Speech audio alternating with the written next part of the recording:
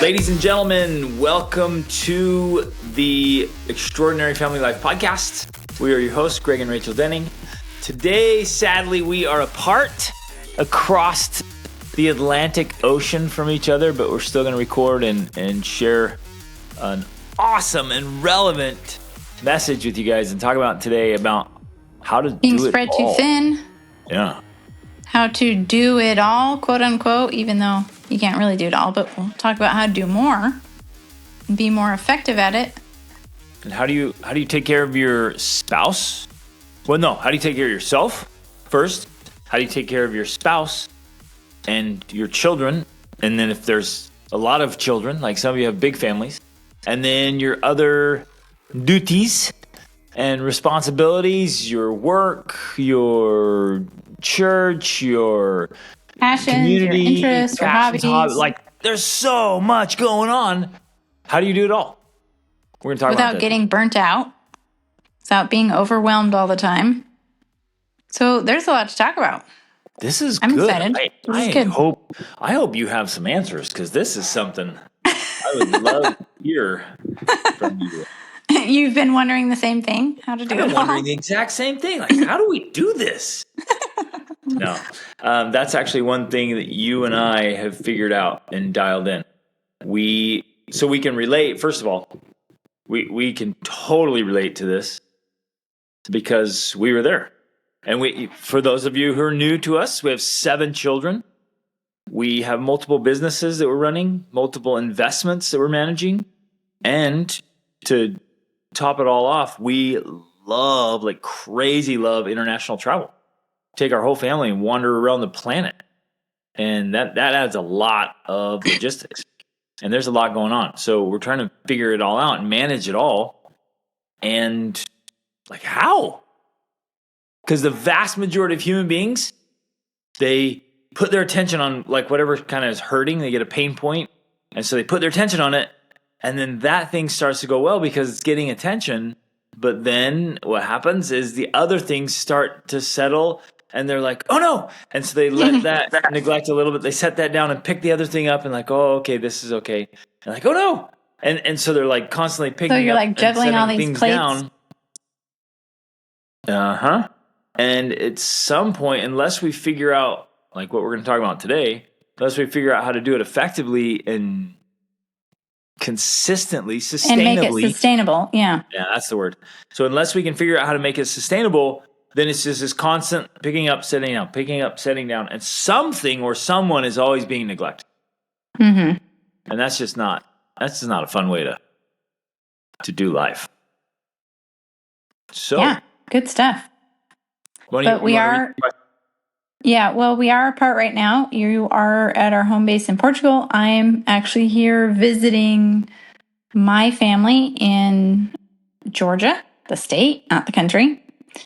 And I think I want to tie this into, because when you were talking right there, that is actually part of the answer. Part of the answer is intentional neglect of certain things on purpose. Sometimes that's what you have to do. Like, if you wanted to call it that way or call it that, you could say right now I'm neglecting my family, my immediate family, you and my kids, because I'm putting my attention on being with my extended family, right? My mom and aunt. So at times we do have to do that. As a side effect, I've spent most of our days crying. Cry ourselves to sleep every night. We just mope around, laying on the couch. Our life is meaningless without Rachel here. It's just a mere lame existence. You're just not dying. We're not really living. We're just not dying without Rachel. We're just sitting to quote the Croods, counting down the minutes when she comes back. Right. But the part of what I want to talk through today is that can be a strategy. That can be something you intentionally do, letting your family know, or your spouse or your children or whatever, that, hey, this is a temporary thing. Like, after I do this, whatever it is I'm doing, then I'm going to be back and I'm going to be giving it my attention, my time. And so part of our strategy is simply communicating with our family members so that they are aware of what's going on and they don't feel neglected because you're doing something else and not telling them about it, or not communicating with them what that means for them later on. But when you're open with them and when you share with them your vision of what you see happening, like, this is what I'm doing and this is why I'm doing it. And when I come back, we're going to do these things together. We're going to have more time together. We're going to, we're going to make up for that missed time. That can be a part of the strategy. So I just wanted to add that in, that partly life is picking up and putting down things and putting our attention in different places, but it can still be meaningful and significant and intentional and still grow our relationships if we do it in an effective way, if that makes sense.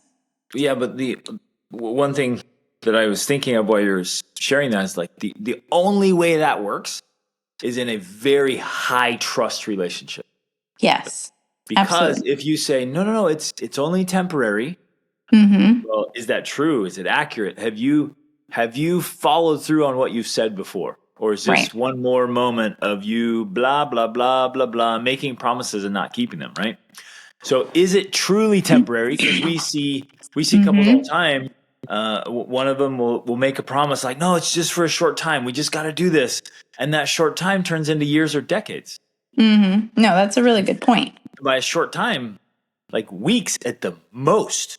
And then you also said something else significant beforehand. So let's say in this instance, you're going to separate out physically for a little bit.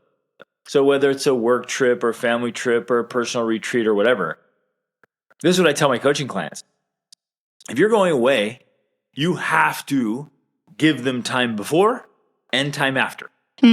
So if you're going out of town for a work trip for 4 days or 5 days, whatever, then you need to take a half day or full day off before you leave and give it totally your family. They get all that time. And then you have a day off when you get back and they get all that time. And then they don't feel the draw too deeply because like you invested. So you made deposits, then there was a withdrawal of being away, and then you made another deposit. But too often we think, well, family's family, right? And the family will understand. Yeah, we take advantage of our family too often by saying they'll understand. That is messed up. And or you think, well, I don't have that luxury. I can't take all that time off. I'm like, figure it out. Make it happen. Make it a priority. When your wife feels like she's a priority, when your children feel like they're a priority in your life, then it's so easy to do other things because they know that they matter to you.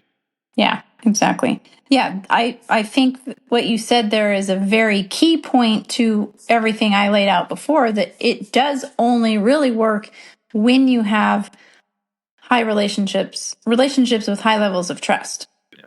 Because if you don't, if your relationships are already withdrawn, then you're just making another withdrawal and it's not going to work because you don't have that emotional capital to be able to have this period of neglect, so to say, right? Yep. So that is a very key point. But okay, I have a lot of other ideas, but before we get into them, let's actually read the question that we received so that we can, relate it back to what we're talking about here. Sorry, trying to figure this out. Okay. I really struggle with trying to do everything. I feel like when I was doing the M1 marriage challenge, and this is from someone who is in my 28-day challenge group. And so M1 is the first level of your marriage challenge. When I was doing the M1 marriage challenge, my marriage was great, but I can't keep up at that level when I'm trying to focus on my kids, which was part of the parenting challenge, right? So then there's the parenting level 1 challenge. And when my focus is on my kids, my husband feels neglected. And if I take time for myself, then I feel like my kids and my husband are all being neglected. I feel like everyone needs me all the time, and I can't be there for 4 kids and a spouse all the time. I can only focus on one area or one person at a time, and when I'm trying to do everything, rather than everything being a little better, it feels like everything is not getting the attention it needs, and so everything is suffering. I feel stretched too thin, and like I need to be more than one person to accomplish everything. I know you guys have talked about this, but I'm just not getting it yet. So, like you said before, totally relatable question. Totally understandable. I think we've all been there. We've probably all felt that at some point. I know I have. And so, what is the solution? How do we be everything to everyone at all times and do all the things we need to do? And the answer partly is, well, we can't. You can't be everything at all times to everyone. You can only, first of all, you can only be yourself, and you can only be who you are. And you will get the best results when you focus on being the best version of you possible. So I think at least for me, one of the keys, one of the answers to this problem is, and this seems counterintuitive, this seems like it doesn't match up. It's a dichotomy. But part of it is, if you want to use the negative term, it's selfishness. But I don't view it like that. I don't view it as actually being selfish. I view it as self-care. I view it as well, it really ties into a quote that you love to say and that I have on my phone every day, that nothing gets better until I do. It's focusing on myself so that I become the best version of myself. So there's more of me to give. I have more to give because I'm filled. You also love to say you can't draw from an empty well. If I'm empty, and from this question, to me, that's essentially what's going on. There's a feeling of emptiness there. Like, I don't have anything else to give. Well, really, if you use even the wording she used, I'm stretched too thin. In a way, that's the same thing. You're basically saying I'm empty. Like, there's not enough of me to go around. I don't have enough to give. All of these analogies and words we use, that's essentially what we're saying. So to me, and this might seem ironic, it comes back to, you've got to fill your own well. You have to focus more on yourself. And I'm going to explain more of what I mean by that in a minute, so it's not misunderstood. You have to spend more on focusing on yourself and being inner directed, paying attention, being aware, making sure that you're full, you're whole, and that your heart is in the right place so that you can do all the things you need to do. You can be there for your spouse and your children, but it's coming from a place of wholeness and fullness and love rather than a place of emptiness and sometimes resentment and anger and irritation. And that to me is the answer, because it doesn't mean that you'll then be able to do everything and to suddenly be magic and like clone yourself and have multiple versions of yourself to do everything. But it means you'll be more content with the things you do. Well, and they'll be healthier. They'll build the relationships instead of tearing them down. Like, everything you do will be more whole and more real, more connecting, more binding than when you've come from emptiness, if that makes sense. And you'll have way more capacity. So you'll be able to do more in less time. You'll be able to do it more effectively, more efficiently, with more energy, more love, more positivity. It'll actually become easier to do. Like that's what we're describing here. We're holding up as this vision of where we're all trying to go. Is like, you can do all the important things and do them well, and do it in a space where that's easier to do because you're increasing your capacity. Well, because you're turning inward, you're focusing on your own capabilities, your own competencies, your own needs, your own desires. All of that contributes to you becoming a more capable and competent person, if that makes sense. So whenever Rachel and I are talking about be your best self, be the best version of you, That's what we're talking about. Your best self is capable of doing so much and doing it so well that it's actually fun and enjoyable. Like you're just rocking it. You're taking care of all the things. You're taking care of yourself, your spouse, your kids, the business, all this stuff, and you feel fantastic. You love it. You're busy. You're working, but it's great. That's what we're talking about when we say increase your capacity and be your best self. Now, what we see all the time is when people are like, yeah, I just need, I need some downtime. I need some me time, which could be used to fill the well, to get recovery, to get prepared to be better. And what they do is they binge watch some crap show on Netflix while they pound an entire bag of Cheetos. And they're like, I just needed some me time. I'm like, well, how do you feel afterwards? Right. Do you now feel recovered and ready to engage and ready to give and serve and love? No, you feel worse, and you feel worse about yourself. Yep. And you're not doing that. You're not building yourself by doing activities. And so I think you're right. Like and then you say, those Dennings, they're full of crap. I took some me time all weekend. I felt worse. And that's the irony here is that there's a lot of nuance to this. There's a lot of subtlety to the difference between taking time for yourself or focusing on yourself in a way that builds you, in a way that makes you better and stronger, versus doing it in a way that actually makes you worse off. And I think, your example is one example of how that plays out. There's a lot of ways it can play out, but there is a difference. And that's where we have learned to tweak things for our own lives so that we do take time for ourselves, but it's literally in a way that actually makes us better human beings. So that when we re-engage, we're better off. We're better off, we're stronger, we're more capable, we have more resilience, we have more energy, more capacity, because we love to use this analogy of stress and recovery.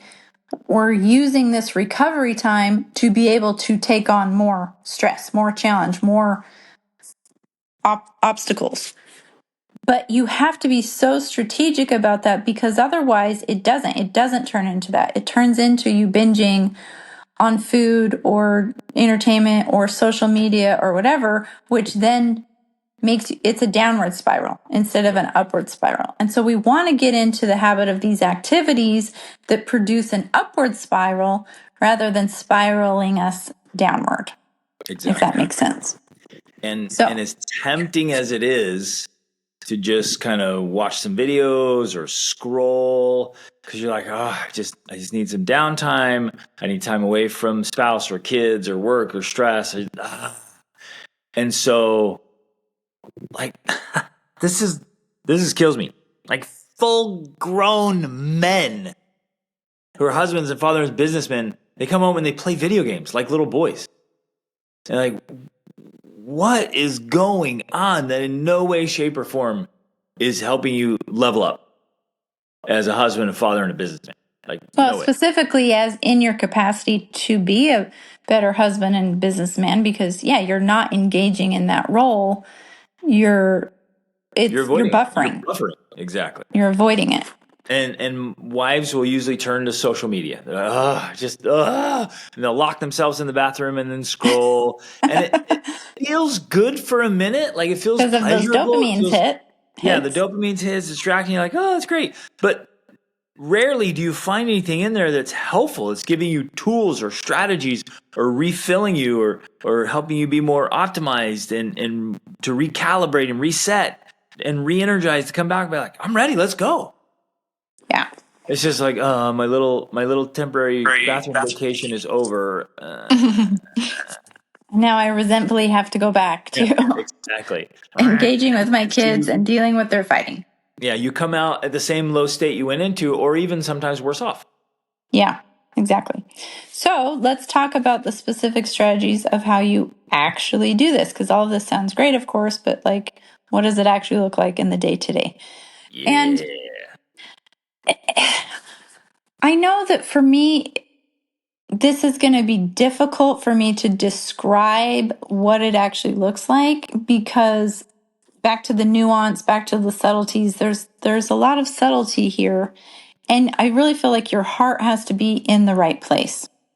I don't know how else to describe it. Like, you have to have this pure heart of sincerely desiring to be your best self and to be there for your family and your husband and your children, because that's what you want. Part of that is a key to it. Like, that really has to be what you want. If you secretly and never tell anyone want something else and resent your life and you're like, why am I married? Why do I have these kids? Like, all of that, I think, is going to play in some metaphysical way to the outcomes you get. So you really do have to have this purity of heart of like, this is what I want. And in some ways realizing this is my dream life. And for a lot of us, that's the truth. You wanted to get married. You wanted to have children. And so now you're living your dream love life. to say is like, you're living the dream. You're Right. living the dream. Now, the problem is it doesn't look like or feel like a dream or feel dreamy, but that's often because of, and this, I don't want it to sound mean or harsh or anything. It's just being really objective. It's just because you've reached some limitations in marriage or parenting or running your life or your family or your business. You just have reached your current levels of capacity. And so it's not what it could be. Well, I think it's also sometimes simply misaligned expectations. It's cliche to say it, but it's all true. We all had this vision, and I know I did, of what family life would look like. That for me, I remember vividly, I had this vision of it was like cleanly dressed children, perfectly groomed, sitting on a picnic blanket in the sun, well behaved, well mannered. Like, that was the vision. And I think it's important to understand that vision is important, because if the vision we had of what family life was like was closer to the reality, we probably wouldn't have children. Like, that would keep us from having children. So we have to have this kind of unrealistic vision in our minds in order to drive us. And this is true for any dream you can think of. You have to have the unrealistic vision of what it's like in order for it to motivate you enough to take the action to make it happen. I found that this is true with traveling. Like, we love to travel. We've traveled around the world. It's the unrealistic, Instagram worthy moments that drive you to travel. Because if you realized all of the pain and hassle and annoyance and irritation that also was a part of traveling, then you would be less likely to want to do it, right? But so it's those idealistic views that get you moving and get you motivated. The problem is when you get there and then you realize, just like the traveling, that wow, well, this sucks because I'm sunburnt and I have sand in my shorts and the flights were delayed and all of these things. And then you're like, oh, I don't want this anymore because it sucks. That's kind of like family life. We have the idealized vision. When we get into the trenches of it, it's not what we imagined. There's snot and there's vomit and there's fighting and bickering and all of these things. And so we think, this isn't what I wanted. This isn't what I signed up for. This isn't my dream life. But we have to realize that that is a part of the dream. The dream includes the suck. The work. Yep. You can't have one without the other. Yep. And I think that this became so real for me. Well, I mean, it's been real for me, but I had another realization of it lately. Within the past few months, we moved from one house in Portugal to a house that we bought in Portugal. That's a dream house. And as I was moving out of our other house and doing all the work, and this is the second time we've moved out of a house in the past 2 years, besides traveling to, 20 countries in the meantime. As I was doing the work of cleaning the house and moving and packing and all the little details that you hate at the end of moving, I just thought, well, wait, this is what I am signing up for. If I have a dream to accomplish all the things that I want, which includes many other things, including everybody knows our chateau in France, if I want those things, it's going to include a lot of moving, a lot of packing, a lot of cleaning, a lot of work. That's the dream. So, yes, it's the idealized vision I have, but it also comes hand in hand with the hard work and the sucky parts. Yep. You can't get away from them. It's two sides of a coin. Ooh, I love it. So, I think that's the place we have to start from. Sorry, add your thing. Oh, I want to just chime in, right? So the actuality of that right now, for what you just said, just clicked for me, is like we have 7 children and a spouse. So there are 8 people that I want to have very close relationships with in my life. That's 8 people making demands on my time. And I want that.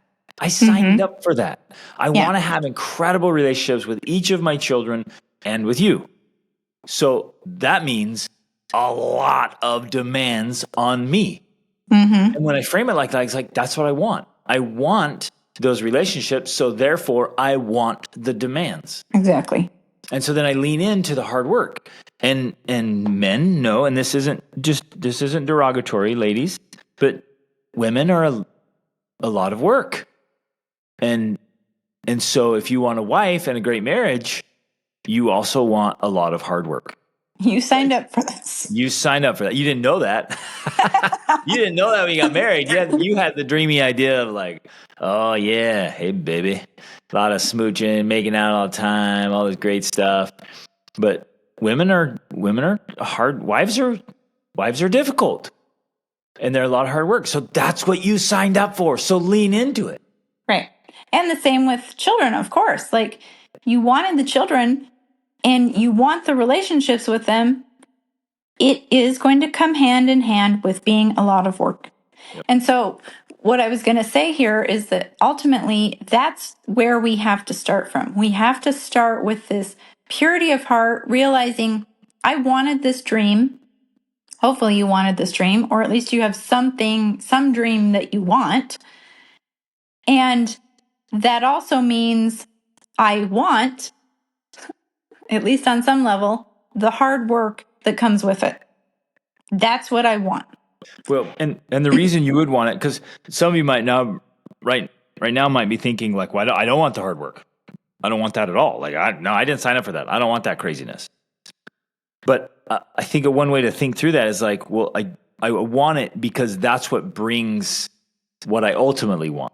Exactly. It's yes. the hard work and the effort that will bring the rewards I want. You can't want an extraordinary marriage and simultaneously not want to work on your marriage. Exactly. It won't work. You can't want an extraordinary family life and great relationship with the kids without simultaneously wanting to do the hard work to create that. It has to be built and created. Right. So if you want to do nothing and have a great life, you are delusional. Yes.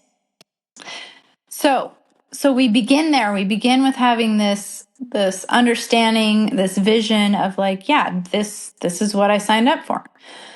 But from that place, then you also have to circling back to this foundational piece, you, right? Because when I teach in my 28-day challenge, that's where we begin. We have this pyramid of awesomeness for creating extraordinary family life, and the bottom level is you. We always have to go back there. And in fact, that's just a good rule of thumb. I would say anytime you're feeling in this place of being stretched too thin or not having enough to draw on, that means you have to go back to you. You have to go back to that foundational level of focusing on, well, wait, where am I off here? And I find for me that it often comes back to, one, my needs are not being fulfilled, my own personal needs. And that can be things as simple as food. I'm not getting enough food. I'm not getting the food I need. I'm not getting the sleep I need. And I'm doing things that I resent. I think that right there, those 3 are probably the foundational pieces. If everything that's going on that she's describing here, it's likely that you as the mother, and this applies to fathers too, you're not getting enough food, good enough sleep, and you're resentfully doing things, meaning that you're neglecting your own mental, emotional needs and physical needs for your family. And so it becomes this underlying resentment. And as a result, you feel stretched too thin, if that makes sense. And so when I approach this, I love to do things for my family. I love to do things for you. I love to do things for the kids. But if I do it when I'm not full, I don't like doing it. And I resent it. And I feel, well, and I think especially as women, we feel taken advantage of. We feel not underappreciated. And all of those things are not good for women to feel. Like, you need to feel appreciated. You need to feel like you're valued. You're not being taken advantage of. And when we do things for our family in a way that make us to not feel that way, that becomes very damaging to everybody in the family. It becomes damaging to me, and it becomes damaging to all of my relationships, because I can't do things in a way that make me feel undervalued.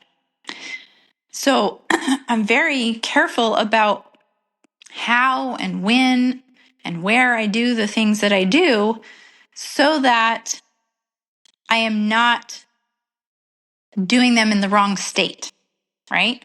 I want to do them in the higher level emotions. I want to be coming from those places of love, wholeness, wellness, and that can only happen when my well is full. Yep. So if it's not full, I have to take that time, and I can explain it to my husband, I can explain it to my children, to make sure I'm filling my well. Now that can happen on a daily basis, that can happen on a weekly basis. One of the things I teach is you can create all these routines so it's happening regularly. You're not getting drained, right? I mean, I think I've gotten to the point where I don't feel drained hardly ever, because I'm very careful about being strategic to not get drained. Which is a concept that I like to teach of microdosing and macrodosing. Exactly. So I'm getting daily, I'm getting little refills. And every month or every 6 weeks or something, I do something big. So it's a macrodose. I get a real big refill. And so I've built in microdosing and macrodosing into our lives. We've done that super well. So I'm the same. I'm like, even when we're going hard, we're pushing really hard, I don't feel like I'm totally empty. I can't do another single thing. I don't get there, because I'm maintaining and taking care of myself along the way. It's super important. Yeah. I want to throw something in here that I think is relevant for men. What you just said and explained beautifully for women, I think is also true for men, with one little exception. I think men need to be able to do more and need less. Mm-hmm. I think it's built into our being, our creation, to do the heavy lifting, to do the hard work, to do what needs to be done, whether we feel like doing it or not, and without the pity party. So yes, we need to make sure we're getting good, nourishing food, good sleep, that our needs are being met. All that's true. Mm-hmm. But then there's times you're like, nope, I'm the dad. I'm the man around here. And so I get up earlier, I stay up later, I do more work, and I don't complain about it. And I do the dirty jobs. I do the dirty jobs. I should be, as the father and the husband, I should be carrying more of the load than anyone else. Mm-hmm. If at any point I think, well, Rachel should be doing more and the kids should be doing more, this isn't fair. Like that is messed up thinking in a man's head to say this isn't fair. Fair is where pigs win ribbons. Like, no. There's no fairness about it. There's no equal about it. I should be carrying the lion's share of the family responsibilities. Yeah, I think that's actually a very true principle and an important dynamic in a relationship and in a family. And it helps everybody in the family to, again, it comes back to, and a lot of people would say these traditional roles, but I think that there is something inherent in the genetics, biology, evolution, like all of that, where this plays a part. And when that's in play in the family dynamics, it does make everything better for everybody. But I feel that, especially nowadays, women really sabotage that because they don't allow their husbands to do all the heavy lifting. And part of it is this whole dynamic. it's not that women aren't capable of doing this, but it reduces our ability to feel cherished or taken care of or nurtured or adored, whatever words you want to use, because we will ask our husbands to do something or expect our husbands to do something, and when they don't do it, we just then do it ourselves, usually resentfully, usually with some sort of negative emotion attached. And when we do that, then we're doing the very thing that I described. We're actually starting this negative downward spiral instead of a positive upward spiral, because we're not saying, you know what? I'm going to step back. I'm going to let my husband do that, because that's not something I can do without being resentful about it, right? And if I'm ever there where I feel like, okay, well, I'm going to do this, but I'm going to be resentful about it, I don't do it. I have learned, nope, I'm not doing it. That's no matter what that is. That's me asking the kids to do the dishes or you to do something for me. If I ever get to the point where I'm like, I'm just going to do it myself, and I feel angry and bitter and resentful about it, that's a sign to me that I'm not coming back to fulfill my needs, right? And that's not the correct frame of mind or heart space to be in to interact with my family, if that makes sense. So it's are there times, Rachel, that you just do it, but you do it without being resentful? Oh, absolutely. And that's where you want to be. You want to be in this. I'm asking that because you initially said, like, I'm not going to do it if I'm going to feel resentful, which is good. Sometimes you're like, nope, I'm not doing it. But I know there has to be other times you're like, it needs to be done, and I don't want to do it resentfully, so I'm gonna address the emotion, get in a different state, and then do it. Yes, absolutely. And I think, and that's what I'm glad you brought that, because that's where I want to go. I've trained myself so that I can learn, hey, this needs to be done. And so I'm going to get myself into the mental and emotional state where I do it, but I do it from a place of love. I do it from a place of wanting to do it. But what I'm trying to point out is there's sometimes when I'm like, okay, I can't get in that state right now. I'm tired, I'm hungry, I'm exhausted, whatever it is. And those are the times when I'm like, nope, I'm not doing it. I don't care if the kitchen remains a mess. I don't care if that doesn't get done. I'm not going to do it resentfully, because I've learned that then that just starts that negative downward spiral. I would rather go, and here's the key, I think. This is the key, especially for women. In that moment, I know it is better for me to go meet my needs and change my state than to do the thing from a place of anger or resentment or frustration.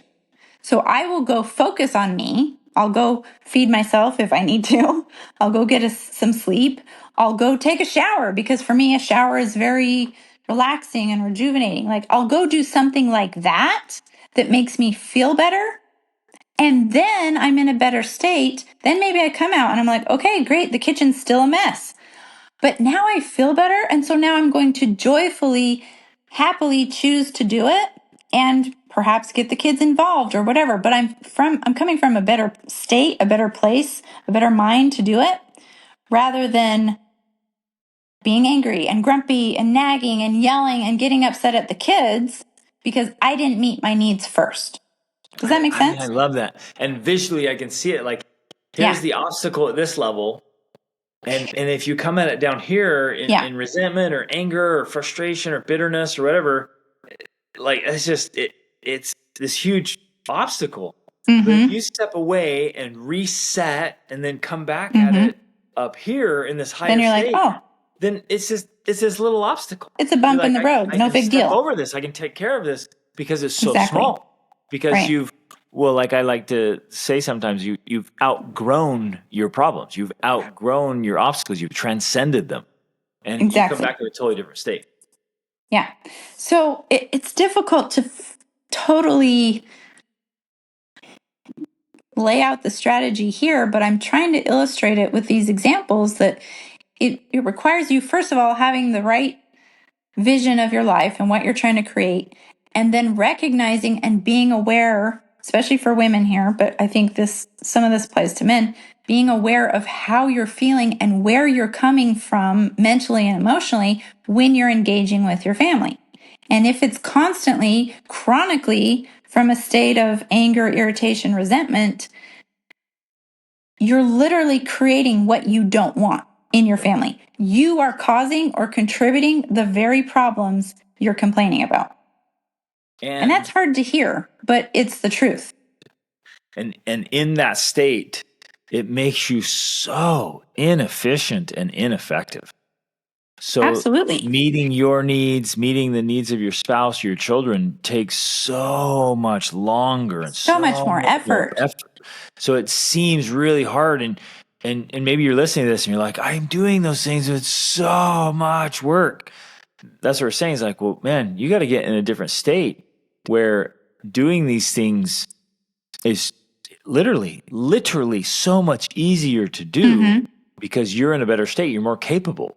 But if I'm trying to tackle something from fatigue or exhaustion or frustration or irritation, any negative emotion or low energy emotion or thought or belief pattern, fixed mindsets, oh man, it's brutal. I'm sitting there. It's so hard to be a dad. It's so hard to be a husband and a provider and a protector. It's so hard to lead, blah, blah, blah.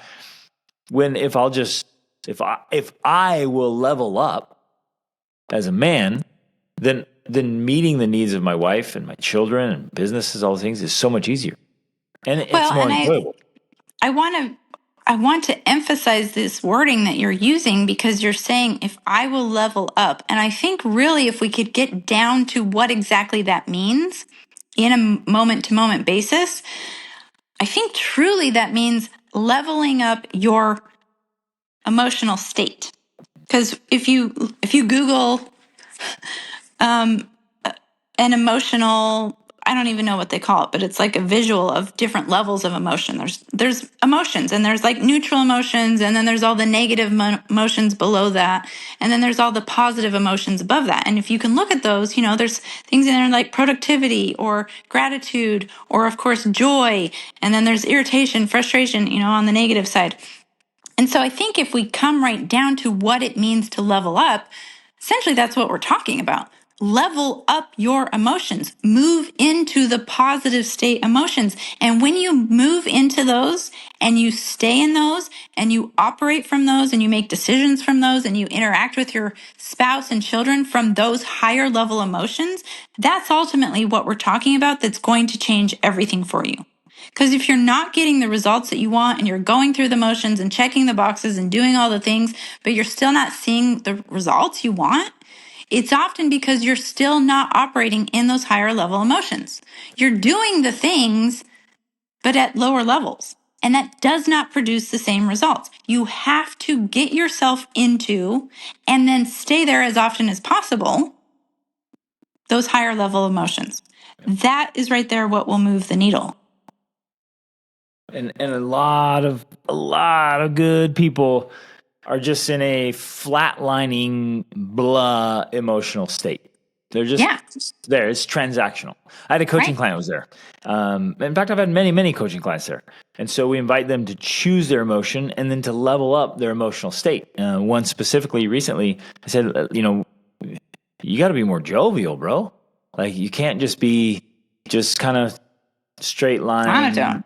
Serious. Yeah, it was very monotone emotion, right? So what's your general emotional state? Well, that's pretty monotone.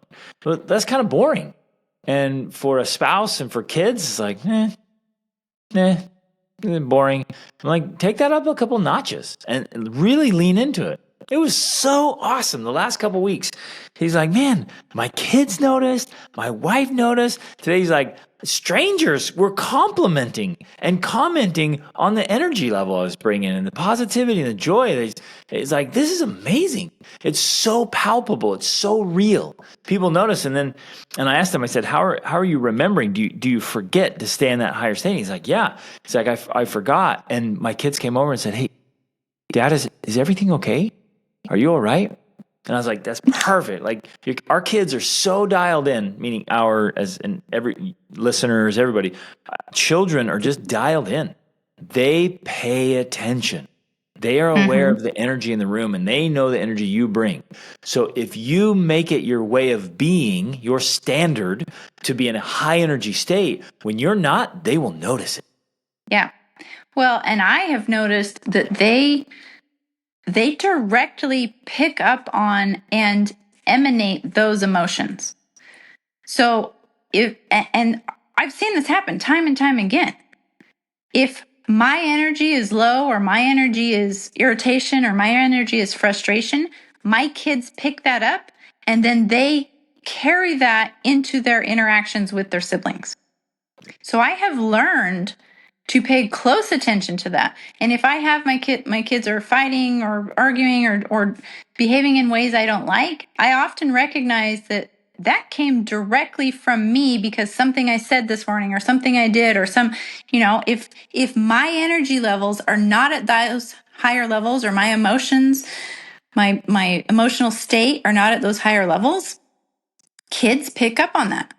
So if you're wondering why kids are doing what they're doing and they're being irritating or annoying, I always go back to, wow, how am I and their dad? How are we behaving? What are we doing? What are we saying? What are we sending out into the family energy from our own emotional state?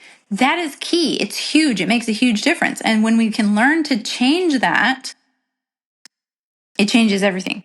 Because again, it's not so much about, and that's one of the things that you and I have always talked about, because parenting experts and books and all these strategies and disciplining techniques and these parenting hacks, none of that really works. And even all the things we teach, it doesn't work as well or as effectively if you're in a lower energy state. If you're coming from a place of irritation and frustration, you are nowhere near going to have the same effect and influence on your children as if you're coming from a place of positivity. It doesn't even have to be, you don't have to be up here in like pure joy and bliss, but you at least need to be above neutral. You need to have some sort of positive energy there that you're bringing to the interactions and to the things that you're doing. So you're still checking off the boxes, but a box checked off at a higher energy state is going to get a totally different result than a box you check off from a lower energy state. And that's true about everything. That's true about pursuing your dreams and goals and everything. You will get different results depending on the energy state that you are in when you take the action you're taking. I love that. So in my mind's eye, I literally can see people right now listening. They're like, but how? How do I change my state? What do I do? And that's something for another episode, but I'll give you a couple things right now that just work. Move your body. Stand up, jump around, dance, run in place. Put on music and dance. Air squats, jumping jacks, burpees. Like, just move your body. That helps. Turn on an inspiring song, not a depressing, sad, angry song. Turn on an inspiring song. Or a song you want to dance to. Yeah, when you turn on, you're like, yeah, whoa, that makes you feel good. Eat a good snack, a healthy snack. Try cold water. Yeah, a lot of times we do things and from a negative state that we're literally just hangry. That's it. And if you can get some food in your body and then come back to whatever it is you're trying to do, you're a totally different person. Absolutely. So a power nap works. Maybe a quick call to somebody you love taking a hot shower. Take a shower. I take a cold shower.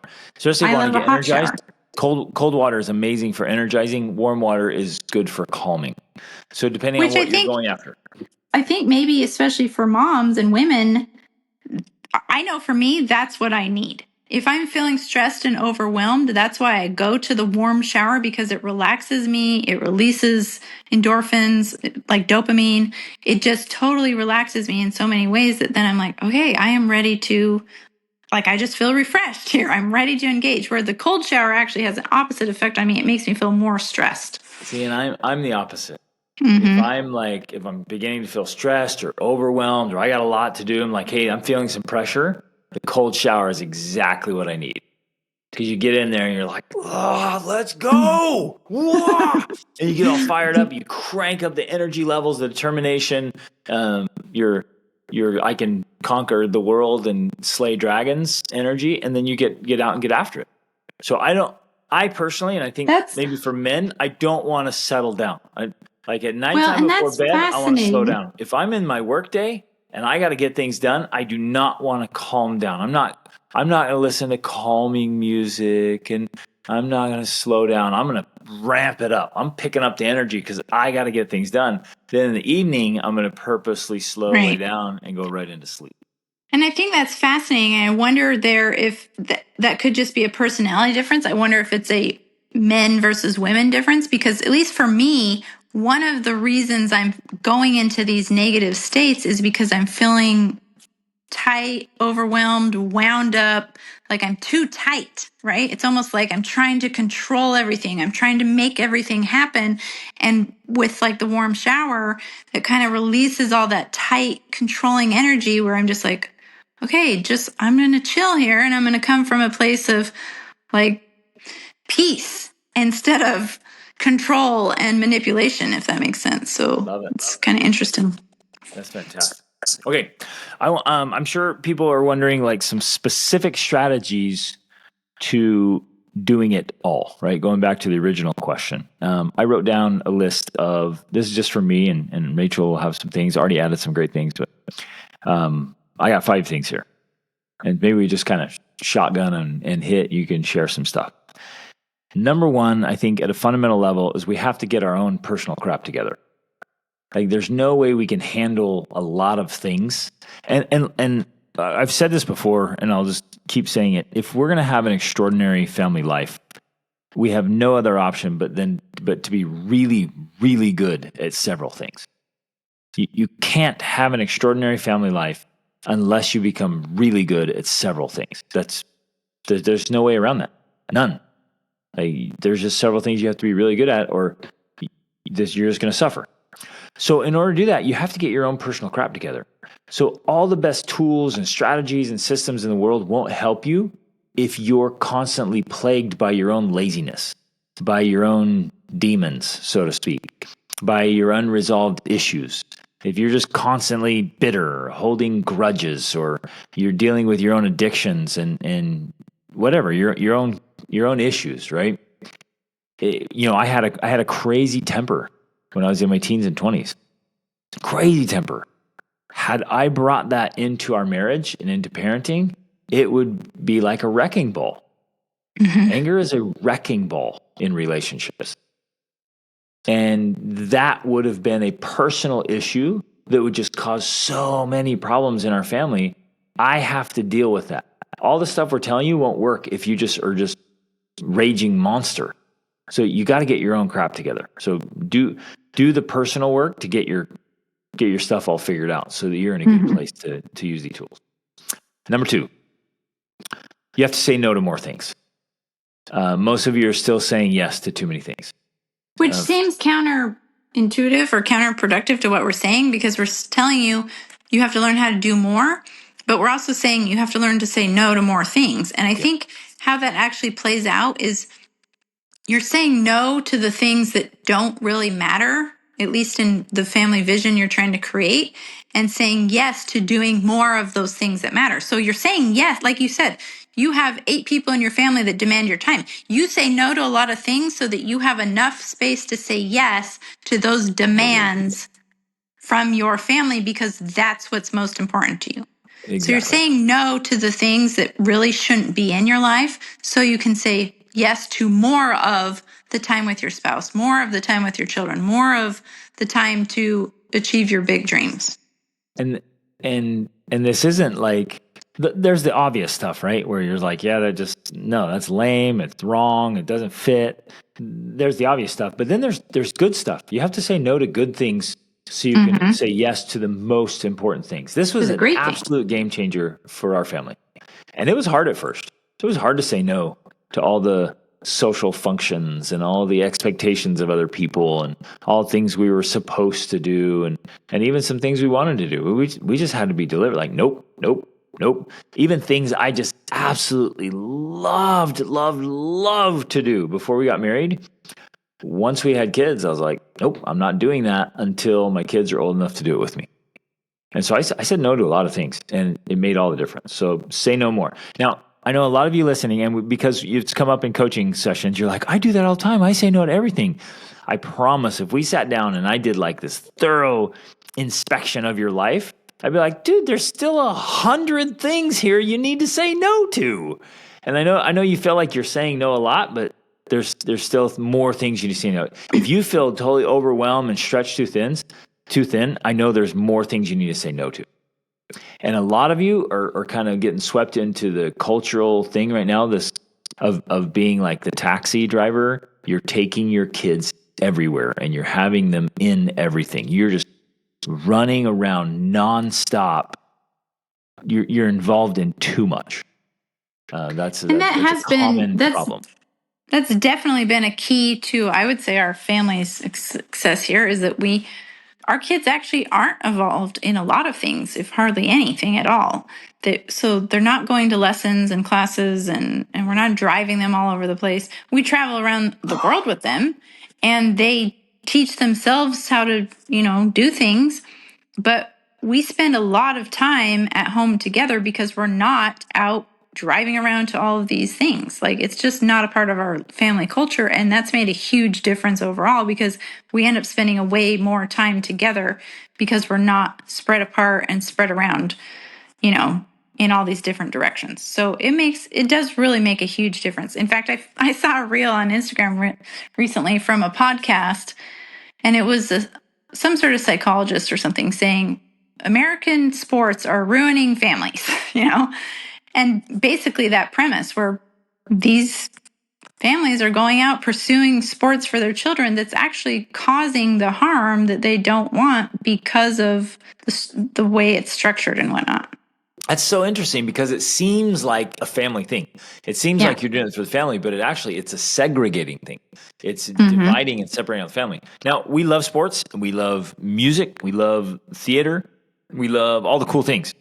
And our kids participate and learn a lot of those things, but we figured out ways to do it virtually. You can hire phenomenal tutors and coaches and classes. There's a lot you can do. So just be deliberate about saying no. That's number 2. And that can come to the house too. That's always nice. Have tutors come over to the house. And you're like, yeah, but that costs so much more. It's worth it. Like the time, effort, fuel, energy, traffic, all the garbage and stuff and junk to be running around. Like you're sitting here saying, I never see my family. I'm constantly driving. I'm over here, all over the place. And we say, well, have them come to your house. And you're like, well, no, that's so expensive. It costs so much. Like you're selling yourself and your life and your family. Put a price to that. So it costs you an extra 10 or 20 or $30 for the person to come to you. Well, add that up over the year. If they come twice a week over the, 50 weeks. That's a lot of time that you've bought back and time that you then get to spend with your family. So you're like, when you stop and you're like, wait a minute, for $3,000 a year, I can have way more time with my family? Where do I sign up? That's a no-brainer. That's an absolute no-brainer. Okay, so which leads to the next one. Number 3 is wasted time. I found for both me and for Rachel, we became just more and more deliberate over the years, more and more deliberate of watching our time. And I don't waste time. I don't know about you, babe, but I don't waste time. You don't either. I just don't waste time. I don't have any space in my life where I'm like, well, I just wasted that hour. Or I don't waste time. I don't do it anymore. Life is too good. There's too many things to do. Way, way, way too many good things to do. I just don't waste time. And I know I've met with a lot of coaching clients, and they're like, I don't either. I don't waste any time. And then I'm like, okay, let's look at your day. Break down your day. Track it every 15 minutes. Like, break down your day and look at this stuff. And then they come back, they're like, okay, it's like 2 hours a day I'm wasting. And you guys know this. Like, 15 minutes a day is almost 100 hours in a year. Just 15 minutes a day. It's 100 hours. But most of you are wasting 90 minutes a day. Think about that. That's 300. No, that's fuzzy math. It's 15 minutes. So that's 100. So 200, 300, 400, 500, 600. So it's about 600 hours. If you waste 90 minutes a day, whatever, 10 minutes here, 5 minutes there, whatever, here and there, scrolling, whatever you do. 90 minutes is about six, if my math is right, it's about 600 hours in a year. What in the world can you do with 600 hours? So much. So I guarantee for a lot of you who are feeling stretched too thin, pulled in too many directions, you can't meet all the needs. For a lot of you, I promise it's just little increments of wasted time, and you'd be able to do all the things you want to do if you weren't wasting time. Well, and especially as we're talking about self-care, for lack of a better term, there's time there. Because you can take that 15 minutes that you'd be scrolling and you can go meditate or take a shower or read a book that's going to help you, reading something like The Majesty of Calmness that's going to help you be more calm and patient. Like if you strategically use those moments, and we're talking about moments, this isn't a huge thing. We're not saying you have to spend an hour a day meditating if you want to be a more patient parent. It's literally moments. If you use those moments well, and recognize, wow, I'm feeling out of sorts right now. What can I strategically do for 15 minutes or 5 minutes to help me feel better right now? And you do that thing, that's the microdosing you're talking about that just helps you to maintain more positive emotions. And that over a lifetime or over a week is going to make a huge difference in how you feel, in how you interact, in the energy you're bringing to your family. That all is going to play out in amazing ways. Exactly. And when you stop like that, I love how you're framing that, Rachel. How long does it take to write a thoughtful text to your spouse?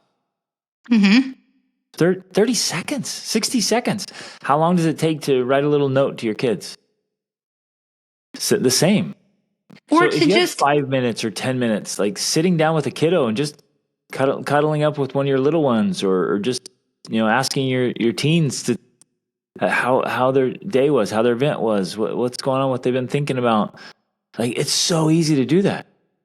And so powerful. Right. And how long does it take to spend a few minutes changing your state so that when you go to interact, and this is just daily life, it's not like you have to change or do anything differently per se. When you bring more energy to your day and to your interactions, the same life that you're living, the same things that you're doing, they're changed. They are changed simply because you bring a better energy. Yep. And so you're still having the breakfast, you're still getting ready for school, you're still doing whatever it is you're doing, but you're bringing a different energy, which changes the interaction, which makes it a positive thing instead of a negative thing. Exactly. And then, like you're saying, maybe your focus is on your kids now, and you're like, well, now my husband's neglected. Well, it doesn't take that long to help your husband not feel neglected. I can go to you. That in 15 minutes, we can make love. Well, there's that, of course, but I can go to you at any time. I could send you a text at any time saying, I love you. I appreciate you. Hey, thanks so much for doing that thing that you did. I really noticed that. I noticed what you said this morning and I appreciated that. It only takes a few minutes. Or to go to you and say, hey, I know you're feeling neglected right now, but here's what I'm focusing on. Here's what I'm doing. Let's spend some time together tonight, or let's schedule something for tomorrow. And so you're having that communication with them. It doesn't take long, but then they don't feel neglected because they know you're thinking about them and that you want to give them that attention that you know that they're missing. Exactly. I love it. Super powerful. Okay. The next one, which would be number 4. Rachel already talked about this a lot. I did too. Is just increasing your capacity.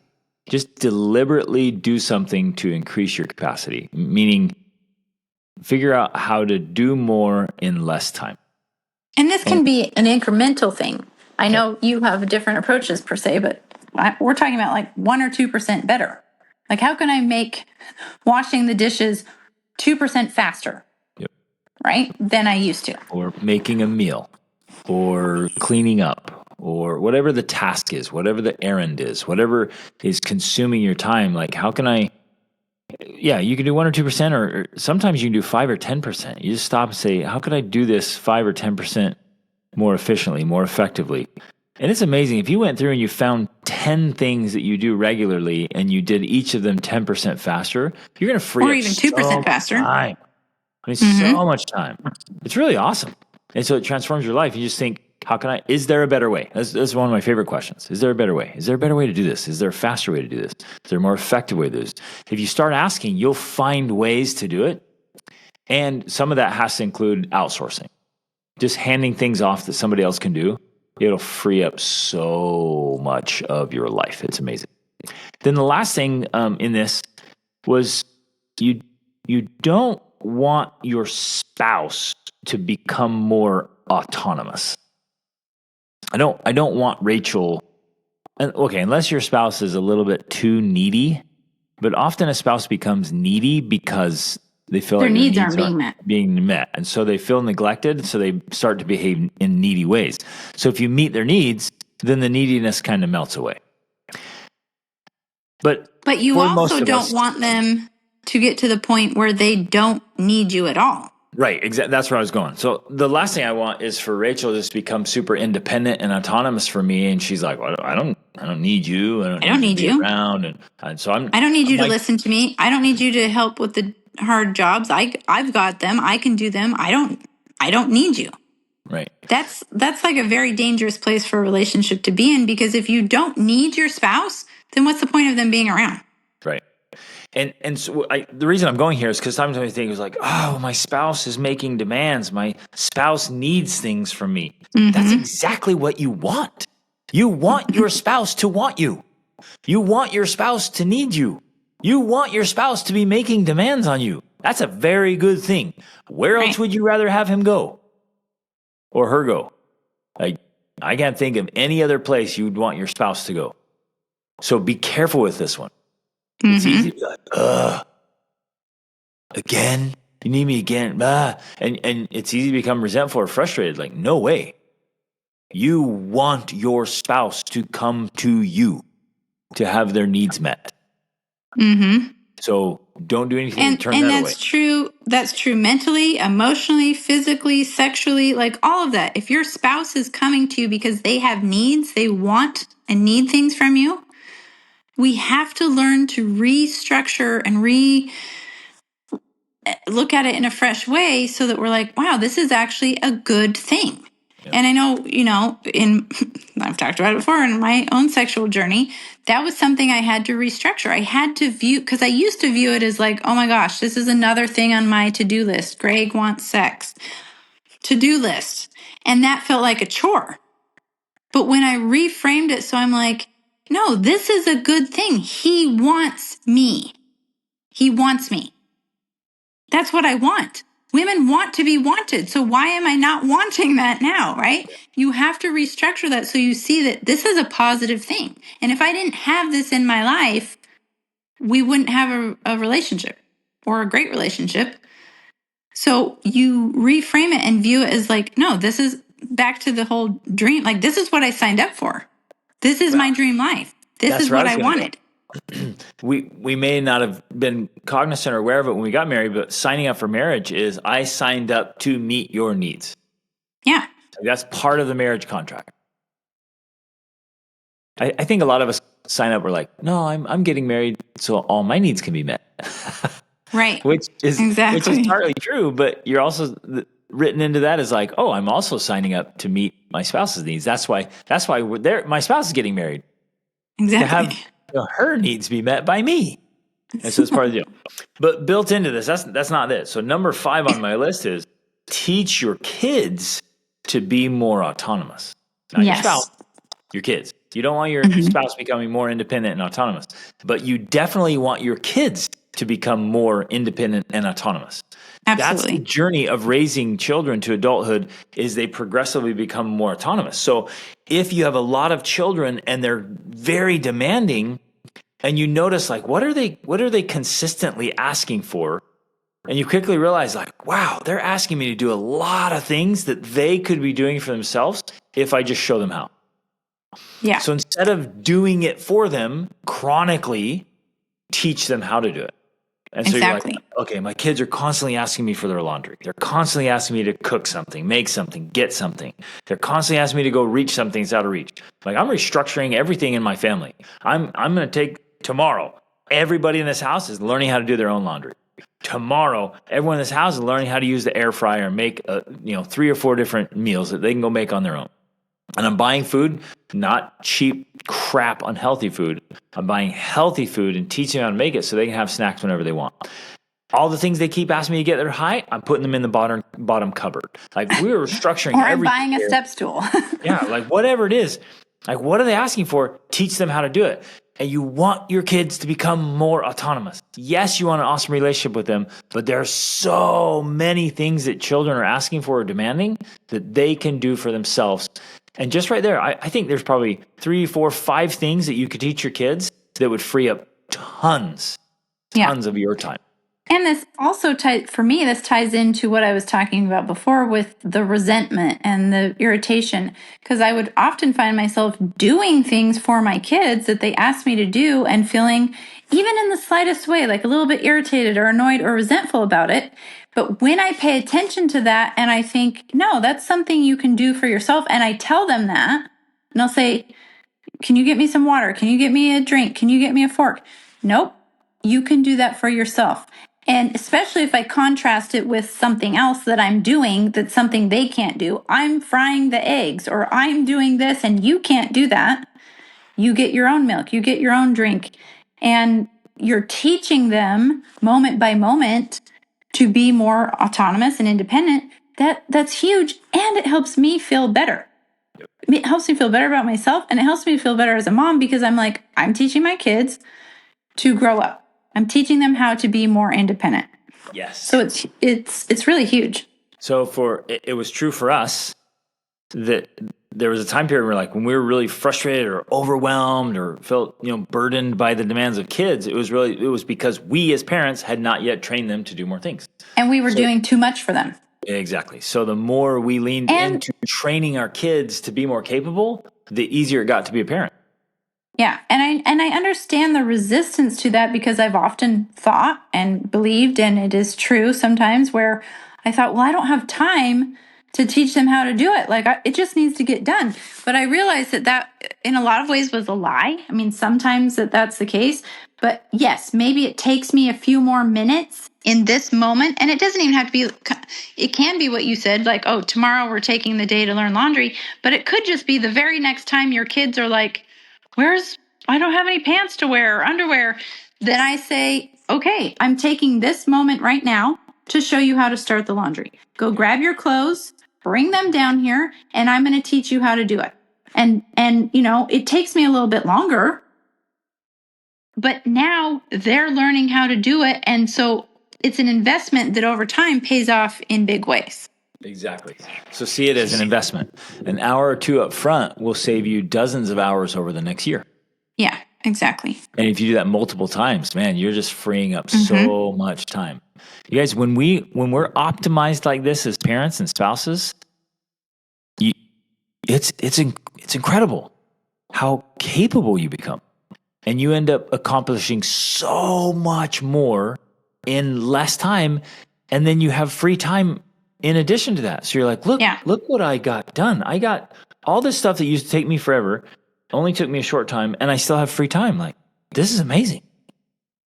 And that's how this optimization works. Well, one more thing I want to add to this, because it's something I thought of and you reminded me of it. Because back to the question of like, well, how do I do more, and how do I accomplish all these things, and how do I take care of all these different levels? Because if we think about it like that, it's according to how my 28-day challenge is laid out. It is levels, and it's levels that build on each other. You're the foundation, then there's your marriage, then there's your parenting. And over time, with practice, using these strategies that we've explained, it does become easier, because you build these foundational pieces where you figure out, okay, these things work for maintaining my well-being. And you're able to consistently do these. And then you're like, these things work for maintaining my marriage. And you're able to consistently do them. And so you've got this maintenance mode going on that doesn't take a lot of time. It doesn't take a lot of energy per se. But you're able to do it, these microdosing and sometimes the macrodosing as well, so that it's like you're now able to live at a higher level, and it feels a lot easier simply because you're able to put the foundational pieces in place that make building this extraordinary family life simple and easy without there's the difference between the effort required to make that upfront investment and the effort required to maintain that investment. A lot of times we think that the effort we put in to make that investment is what we have to do forever. And we think, how can I maintain that? That's so much. But often it's a lot more work up front because we're operating from, if we want to use the emotional bank account analogies, we're operating on a deficit. Yep. We have a deficit in our relationship with our kids. We have a deficit in our relationship with our spouse. So yes, it takes more energy and effort up front to build up those bank account balances, to bring them up to zero, right? And then to invest money so we have emotional capital with our family. But then once we have that emotional capital, after we've made those investments initially, to maintain that balance is simple. So I think that that's a key piece there. If we feel like this is a lot of effort, a lot of work, it's really hard, it's probably because we're doing the initial hard work of making those investments to get us back to a positive balance or a positive, account. But once we get there, it's a lot easier to maintain that over time because we're not making these gigantic withdrawals that then require huge investments to bring us back into the black, if that makes sense. So I think it's really important to understand that framework to realize it's not always going to be this hard forever. Love it. And what has worked for me for our 23 years of marriage is every single day I microdose for myself, for our marriage, and for the kids, and for business, right? Every single day. I can do something at a small level to take care of me, to take care of you, and to take care of the kids. Then weekly, so that's how I break it down, the framework. So microdosing every day. Weekly, it's a bigger dosage. So it's going to be a date with Rachel. It's going to be a date with one of the kids. It's going to be going and having a cool adventure with one of the kids. It's going to be something that's a little bit bigger, a little bit more time, a little bit more investment, either in me or the marriage or the family. Then maybe once a month or every 6 weeks, then it's a really big dose. It's a big trip, a getaway, something special, like a seminar, a webinar, something bigger for myself, for our marriage, and for the children, and for business too. And so if you break it up like that, that's just has worked so well for me and for us to maintain and sustain an extraordinary family life. Mm-hmm. Sweet. Okay. Thanks for being here. Thanks for listening. Thanks for the work you guys do with your families. If you want more help, more tools, more tactics, more systems, more strategies, I have the Be the Man Tribe and Masterclass, and Rachel has her 28-day challenge group. And we're here to help. So we love questions. We love helping. We're genuinely desirous, as part of our life's work, is to practice and try this stuff out for ourselves, with our family, with friends and coaching clients, figure out what works, and then share it. And we want to share it because our sincerest desire is for families to be successful and happy and thriving. And having myself grown up in families that were not working, and then contrast that with just the absolute wonderful family life we have, I can't help but want that for more families. And that's why we do what we do. This stuff just works, and it's awesome. So it's worth every effort to make it happen. Okay, love you guys. Thanks for listening. Thanks for being here, for watching. Reach upward.